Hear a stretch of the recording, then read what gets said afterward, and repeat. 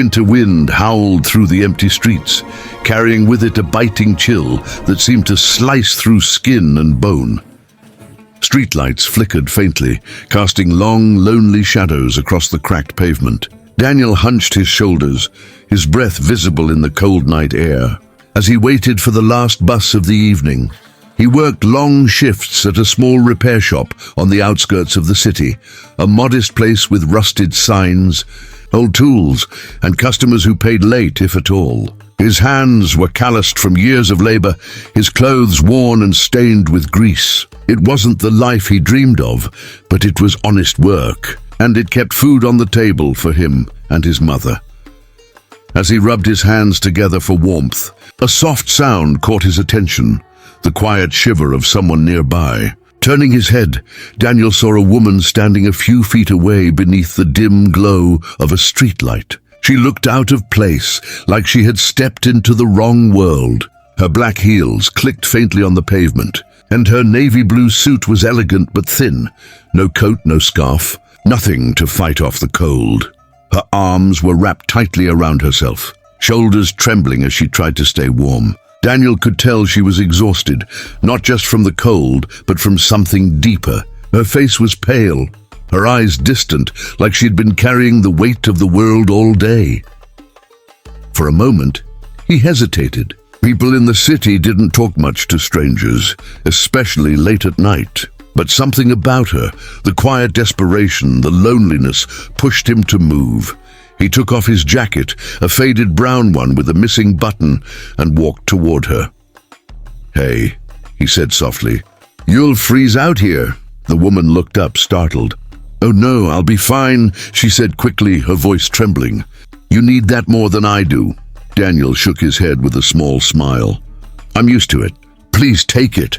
She hesitated, her pride and gratitude fighting within her. After a pause, she reached out and accepted it. "Thank you," she whispered, her voice barely audible over the wind. As their eyes met, something unspoken passed between them, a silent warmth stronger than the cold around them. Neither of them realized that this small act of kindness on an ordinary winter night would change the course of both their lives forever. The next morning, Daniel arrived at the repair shop earlier than usual. The place smelled of oil, rubber, and old engines, scents that had become part of his life. Sunlight crept through the dusty window, turning the air golden. He tied his apron and began his routine, cleaning tools, checking inventory, and tightening bolts on a half-finished motorcycle. It was another ordinary day, or so he thought.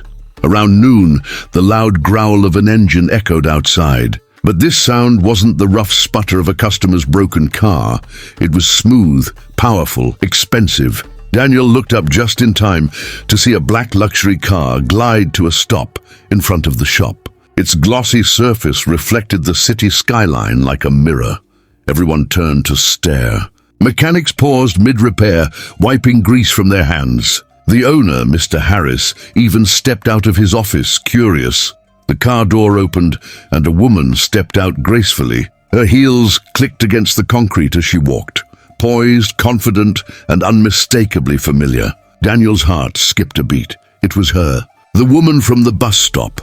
She looked different in the daylight, her hair neatly styled, her face calm and collected, but her eyes were the same, warm and kind. She walked straight toward him, holding something folded neatly in her hands. "I believe this belongs to you," she said with a polite smile, extending his brown jacket, freshly washed. The torn pocket mended. Daniel blinked, surprised. "You didn't have to." "I wanted to," she interrupted gently. "I never got your name last night." He rubbed his palms on his apron and replied shyly. "Daniel? Just Daniel." "Olivia," she said, shaking his hand with quiet confidence. "It's nice to meet you properly." The other workers pretended not to watch, but their glances said everything. Curiosity, amusement, surprise. Who was this elegant woman visiting their humble garage? "Thank you for helping me," Olivia said sincerely. "Most people just looked away." "You didn't," Daniel shrugged modestly. "It was nothing. Anyone would have done the same." Her smile deepened, as if she knew that wasn't true. As she turned to leave, she paused, glancing back over her shoulder. "Good people deserve better opportunities, Daniel," she said softly. "Maybe I'll see you again." Daniel stood frozen as the car drove away, her words echoing in his mind. For the rest of the day, he couldn't stop thinking about her. The woman whose life seemed worlds apart from his, yet who had looked at him not as a stranger, but as an equal. A week later, Daniel was tightening bolts beneath a delivery van when the shop phone rang. Mr. Harris, the owner, called out, "Daniel, someone from Ward Industries wants you to come fix their backup generator." Daniel frowned, wiping grease off his hands. "Ward Industries? The big corporate firm downtown?" "Yeah," Harris replied, surprised. "They specifically asked for you." "Guess your reputation's spreading." Daniel laughed nervously, unaware that fate had something far more personal in store. By the afternoon, he was standing before the towering glass structure of Ward Industries, a symbol of success and luxury. The building sparkled under the sun, each window reflecting the bustling city below. Daniel felt small, out of place in his worn jacket and faded boots. As he entered, the receptionist greeted him politely and handed him a visitor's badge. While waiting for the elevator, Daniel glanced at the large digital screen behind the desk and froze. A picture appeared on the rotating slideshow. Olivia Ward, CEO, visionary leader, humanitarian. His heart skipped. Olivia Ward, the woman from the bus stop? The same Olivia who had returned his jacket. He stared at her photo, confident smile, graceful presence, and felt his stomach twist with disbelief. He was still lost in thought when a familiar voice came from behind. "You found me, Daniel." He turned, startled, and there she was, dressed in a sleek charcoal suit, that same gentle warmth in her eyes. "I was hoping you'd come," she said softly. Daniel rubbed the back of his neck, trying to hide his nervousness.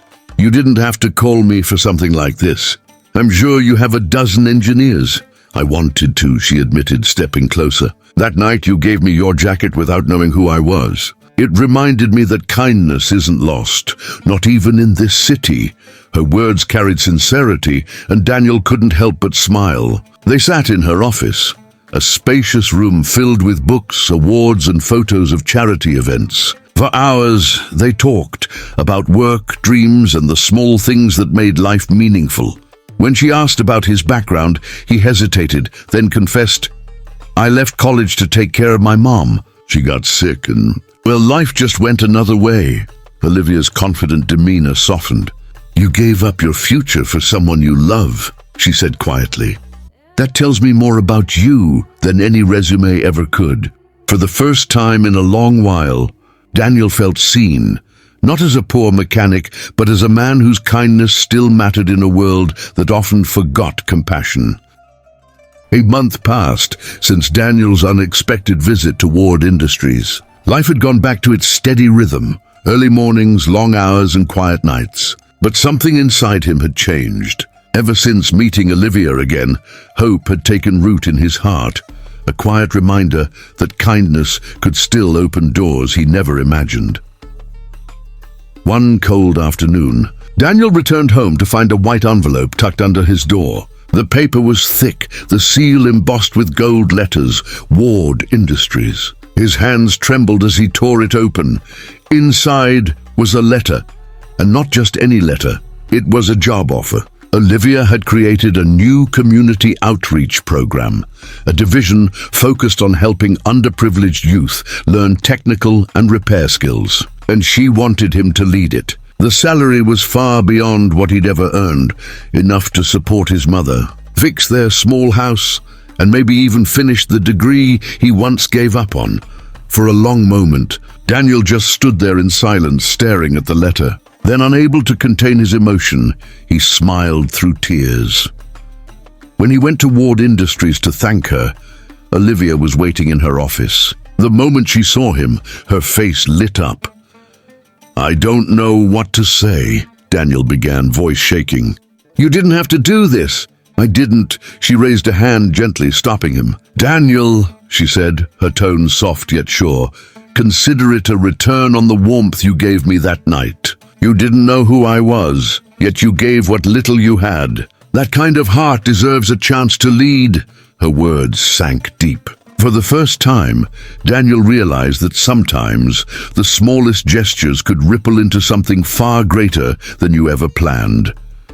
Years later, Daniel stood at the very same bus stop on a snowy evening. He watched as snowflakes drifted under the streetlight, just like that night long ago. Beside him sat a box filled with jackets, each one folded neatly, each one meant for someone who might need a little warmth. Every winter, he returned to that same spot, leaving coats for strangers, a quiet tribute to the moment that changed his life.